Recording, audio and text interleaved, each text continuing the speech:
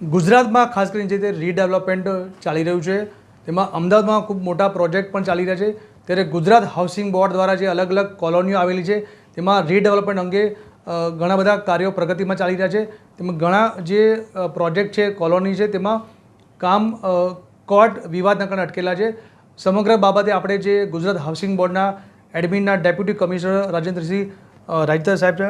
જી sir, શું કહેશો ખાસ કરીને ગુજરાત હાઉસિંગ બોર્ડ પાસે જે અલગ અલગ પ્રોજેક્ટો હાલમાં પ્રગતિમાં છે, કેટલા પ્રોજેક્ટ ચાલી રહ્યા છે, આ પ્રોજેક્ટમાં હાલમાં શું એનું હાલમાં સ્ટેટસ છે, તેમજ કયા પ્રોજેક્ટોમાં શું કામ અટકેલું છે અને આગામી ડેવલપમેન્ટ શું પ્લાન છે? જી નમસ્તે. ગુજરાત હાઉસિંગ બોર્ડ છે એ એમની પ્રોપર્ટી લગભગ ગુજરાતના તમામ મોટા શહેરોમાં છે અને સૌથી વધારે કોલોની છે એ અમદાવાદ શહેરમાં છે. જે કોલોની 25 વર્ષથી જૂની હોય એ કોલોનીને ગવર્મેન્ટ ઓફ ગુજરાતે 2016માં ફેબ્રુઆરી 2016માં એક રીડેવલપમેન્ટની પોલિસી જાહેર કરી અને જે જૂની પોલિસી જે જૂના જે ઘરો હોય જે જર્જરિત પ્રકારના હોય ભવિષ્યના ભયજનક હોય તો એમાં પુનઃ નવા આવાસો મળે એ માટે બહુ સારી લોકો માટેની યોજના કરી છે. તો એ યોજના મુજબ 2016થી શરૂ કરીને આજે જોઈએ તો કુલ 109 પ્રોજેક્ટ કે જે 198 જુદી જુદી જે કોલોનીઓને આવરી લે છે એ 109 પ્રોજેક્ટ છે એ અત્યારે કાર્યરત છે. 109માંથી 3 પ્રોજેક્ટ છે એ પૂરા પણ થઈ ચૂક્યા છે અને મોટાભાગના કેસોમાં છે એ વાંધો નથી આવતો. લોકો છે સહકાર આપે છે. કોઈ કિસ્સામાં કોઈને કોઈ કારણસર જેમના છે એમને કોઈ વાંધો હોય તો એ લોકો કોર્ટમાં જાય છે. નામદાર કોર્ટમાં અત્યાર સુધીમાં ઘણા બધા કેસો થયા, 47 જેવા. એ પૈકી 34 કોર્ટમાં નામદાર હાઈકોર્ટે ગુજરાત હાઉસિંગ બોર્ડની તરફેણમાં જજમેન્ટ આપ્યું છે અને 2 કેસો એવા છે કે જેમને નીચલી કોર્ટમાં રિફર કર્યા છે. કોર્ટને કારણે બંધ હોય તો એવો માત્ર એક જ પ્રોજેક્ટ છે કે જે બંધ કહી શકાય. અધરવાઇઝ બધા છે એ જુદા જુદા સ્ટેજે ચાલુ છે. 3 પૂરા થઈ ગયા છે. કન્સ્ટ્રક્શન સ્ટેજ 15 જેવા છે, 3 છે એ ડિમોલેશન સ્ટેજે છે, પછી સંમતિ મેળવી અને બાકીની પ્રક્રિયાવાળા એવા 39 છે. એમ જુદા જુદા છે.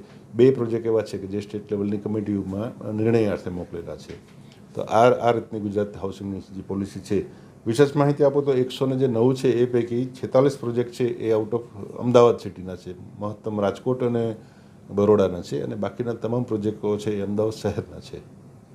સર, ખાસ કરીને જ્યારે રીડેવલપમેન્ટ બાબતમાં જ્યારે સોસાયટી આગળ વધતી હોય, કોલોની આગળ વધતી હોય ત્યારે જે અડચણરૂપ શું કયા કારણો ખાસ જવાબદાર હોય છે જે આપને ધ્યાનમાં આવ્યા હશે? જી, રીડેવલપમેન્ટમાં સૌથી વધારે અડચણરૂપ બાબતો હોય છે કે એ જે તે કોલોનીના જે અધિકૃત લોકો જે રહેતા હોય છે એ લોકોને કોઈને કોઈ કારણસર અસંતોષ હોય કે ભાઈ અમે તો જમીન ઉપર રહેતા હતા તો નવા જે મળવાના છે એ એમને એપાર્ટમેન્ટમાં કેટલામાં માળે મળે છે. એ પછી થોડી મેન્ટાલિટી એવી છે કે ભાઈ નવા જે આખું જે બાંધકામ ને તમામ બાબતો છે એ કોન્ટ્રાક્ટરો કરે છે, મતલબ કે ગવર્મેન્ટનો નહીં પ્રાઇવેટ કરે છે. તો એની સાથે વધારેમાં વધારે કેમ લાભ લેવો, એટલે કોઈને કોઈ એ વધારે લાભ લેવા માટેની કોશિશ હોય, થોડીક એમની અપેક્ષા હોય, એને કારણે પછી આઉટ ઓફ શરતોની બહાર જતા હોય અને સંતોષ ના હોય તો પછી લોકો સીધે સીધે છે એ કોર્ટનો સહારો લેતા હોય છે અને કોર્ટ મેટરો કરતા હોય છે, સહમતિ નથી આપતા.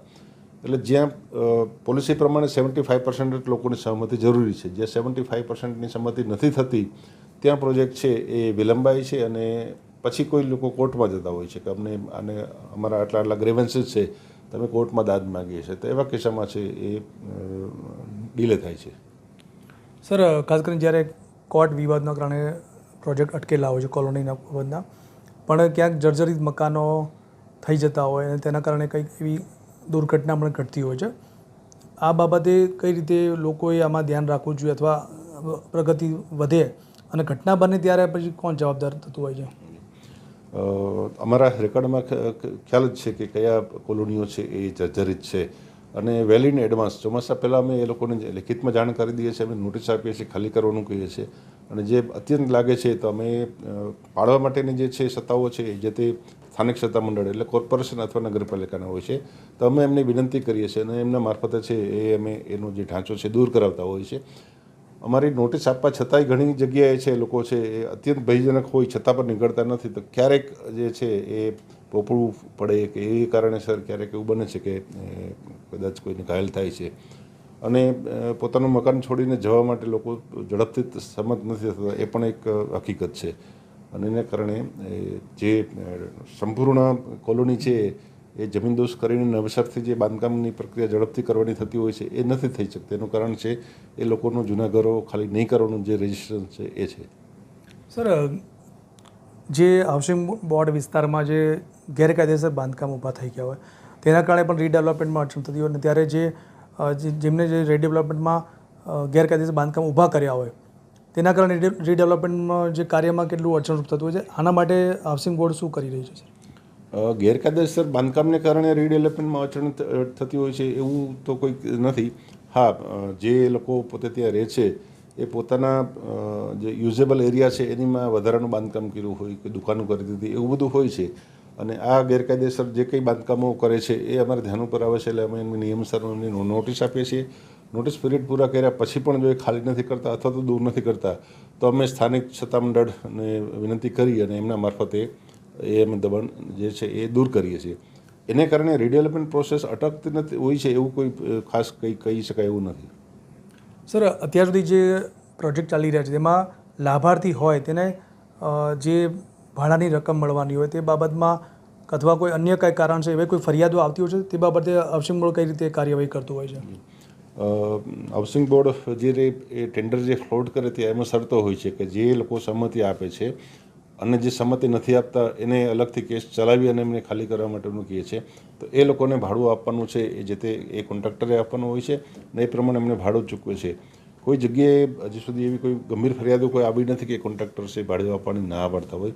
પણ જો એ ભાડું આપવાની ના પાડતા હોય સર, બાંધકામ ઊભા થઈ ગયા હોય તેના કારણે પણ રીડેવલપમેન્ટમાં અડચણ થતી હોય અને ત્યારે જેમને જે રીડેવલપમેન્ટમાં ગેરકાયદેસર બાંધકામ ઊભા કર્યા હોય તેના કારણે રીડેવલપમેન્ટમાં જે કાર્યમાં કેટલું અડચણરૂપ થતું હોય છે, આના માટે હાઉસિંગ બોર્ડ શું કરી રહ્યું છે?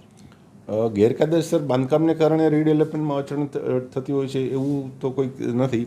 હા, જે લોકો પોતે ત્યાં રહે છે એ પોતાના જે યુઝેબલ એરિયા છે એનીમાં વધારાનું બાંધકામ કર્યું હોય કે દુકાનો કરી દીધી એવું બધું હોય છે. અને આ ગેરકાયદેસર જે કંઈ બાંધકામો કરે છે એ અમારે ધ્યાન ઉપર આવે છે એટલે અમે એમની નિયમસર એમની નોટિસ આપીએ છીએ. નોટિસ પીરિયડ પૂરા કર્યા પછી પણ જો એ ખાલી નથી કરતા અથવા તો દૂર નથી કરતા તો અમે સ્થાનિક સત્તામંડળને વિનંતી કરી અને એમના મારફતે એ અમે દબાણ જે છે એ દૂર કરીએ છીએ. એને કારણે રીડેવલપમેન્ટ પ્રોસેસ અટકતી નથી હોય છે એવું કોઈ ખાસ કંઈ કહી શકાય એવું નથી. સર, અત્યાર સુધી જે પ્રોજેક્ટ ચાલી રહ્યા છે તેમાં લાભાર્થી હોય તેને જે ભાડાની રકમ મળવાની હોય તે બાબતમાં અથવા કોઈ અન્ય કંઈ કારણ છે એવી કોઈ ફરિયાદો આવતી હોય છે તે બાબતે હાઉસિંગ બોર્ડ કઈ રીતે કાર્યવાહી કરતું હોય છે?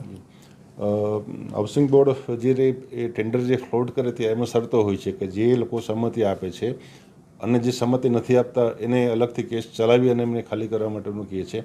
તો એ લોકોને ભાડું આપવાનું છે એ જે તે એ કોન્ટ્રાક્ટરે આપવાનું હોય છે અને એ પ્રમાણે એમને ભાડું ચૂકવે છે. કોઈ જગ્યાએ હજી સુધી એવી કોઈ ગંભીર ફરિયાદો કોઈ આવી નથી કે કોન્ટ્રાક્ટર છે ભાડું આપવાની ના પાડતા હોય. પણ જો એ ભાડું આપવાની ના પાડતા હોય તો એની ટેન્ડરની ક્લોઝ પ્રમાણે અમે એની ઉપર પગલાં લઈ શકીએ છીએ. એમનું ડિપોઝિટ અમારી પાસે જપ્ત કરી શકીએ છીએ અને એક્સ્ટ્રીમ કેસમાં અમે એમનું ટેન્ડર રદ પણ કરી શકીએ છીએ. પણ એવો કોઈ કિસ્સો છે, એવો ગંભીર કોઈ કિસ્સો કોઈ એમાં કોઈ ધ્યાન ઉપર છે નહીં. સર, અમુક જે પ્રોજેક્ટમાં જે કોલોનીઓમાં જે લોકો ઈચ્છતા હોય કે અમારો ઝડપથી કામ પ્રગતિમાં થાય અને પ્રોજેક્ટ મંજૂર થઈ જાય રીડેવલપમેન્ટ, ત્યારે આ પ્રકારની કોઈ મિટિંગો થતી હોય, મિટિંગો માટેનું આયોજન કરાવતા હોય ત્યારે ઝડપથી કામ થાય તે માટે આપ ખાસ શું અપીલ કરશો જે લોકો આ ઈચ્છી રહ્યા છે કે અમારું કાર્ય છે ઝડપથી થાય? જે કોલોનીમાં જે ઝડપથી રીડેવલપમેન્ટ થાય એવું ઈચ્છતા હોય છે તો એ લોકોને મારી વિનંતી એટલી જ છે કે એ લોકો ઝડપથી સહમતિ 75% કે અથવા તમામ લોકો સહમતિ આપી દે કે રીડેવલપમેન્ટમાં જવા માંગીએ છીએ. અને બીજું, જે કોન્ટ્રાક્ટર અને જે હાઉસિંગ બોર્ડ એમનો જે પ્લાન અને એરિયા જે પ્લાસ કરે છે એ એમની સાથે સંમતિ સાથે અમે કરતા હોય છે. એમાં ઝડપથી સંમત થાય કે એમની જે જરૂરિયાત છે એમના હયાત કાર્પેટ એરિયા કરતાં 40% સુધીનો કાર્પેટ એરિયા વધારે એમને મળતો હોય છે. તો એ પ્રમાણે એ સહમત અને બીજા કોઈ એમના વાંધા કે વધારે અપેક્ષા ના હોય તો પ્રોજેક્ટ બહુ ઝડપથી શરૂ થતા હોય છે. અમે પ્લાન પાસ ને બધું છે એ કોર્પોરેશનમાં મોકલતા હોય છે અને બહુ હકારાત્મક રીતે કોર્પોરેશન પણ એ ઝડપથી પ્રાયોરિટીના ધોરણે મંજૂર કરતા હોય છે. એટલે લોકોનો જો વિરોધ બહુ ના હોય ને એ સહકાર હોય તો એ કિસ્સામાં રીડેવલપમેન્ટ બહુ ઝડપથી થતું હોય છે. અને સારામાં સારી બાબત એ છે કે એમના જૂના ઘરની સામે 40% જેટલો નવા એરિયા સાથે એમને નવું મકાન મળે છે અને એક પણ રૂપિયાનો ખર્ચ વગર. અને એ આખા એ બાંધકામના પ્રોસેસ સુધીના સમયગાળા દરમિયાન એમને બીજી જગ્યાએ રહેવા માટે એમને ભાડું પણ મળે છે. એટલે લોકો માટે તો ખૂબ સારી આ સ્કીમ છે અને તમામ લોકોએ એનો લાભ ખરેખર લેવો જોઈએ. એને કારણે જે જર્જરિત મકાનો છે એમાંથી છુટકારો થાય, આખો એરિયા છે એનો જે એની ક્વોલિટી છે સુધરે અને લોકોને વધારે સારી જીવન ધોરણ થઈ શકે એમાં. આભાર સર આપનો. હવે આપણી સાથે રાજેન્દ્રજી રાયડા જે ગુજરાત હાઉસિંગ બોર્ડના ડેપ્યુટી કમિશનર છે, તેમણે જણાવ્યું કે જે રીતે રીડેવલપમેન્ટ માટે સરકાર પ્રોત્સાહન આપી રહી છે ત્યારે ગુજરાત હાઉસિંગ બોર્ડ પણ આ માટે તત્પર છે. જે પણ પ્રોજેક્ટો હાલમાં કામ કરી રહ્યા છે તે સિવાય જે પ્રોજેક્ટો અટકેલા છે તેમાં ક્યાંક જે કોલોનીના જે સભ્યો હોય છે તેમને કંઈક ને કંઈક અડચણરૂપ અથવા કોઈ કોર્ટ મેટરના કારણે આપણે અટકેલું હોય છે.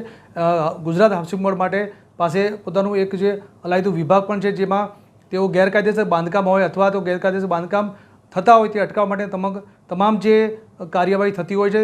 ત્યારે આગામી સમયમાં ગુજરાત હાઉસિંગ બોર્ડ દ્વારા અલગ અલગ પ્રોજેક્ટો કામ કરી રહ્યા છે, તેમજ જે નવા જે પ્રોજેક્ટો છે તેમાં અટકેલા છે તે માટે પણ હાલમાં તત્પર રીતે કામ કરી રહ્યા છે. Pravin Jadav, VR live news, Ahmedabad.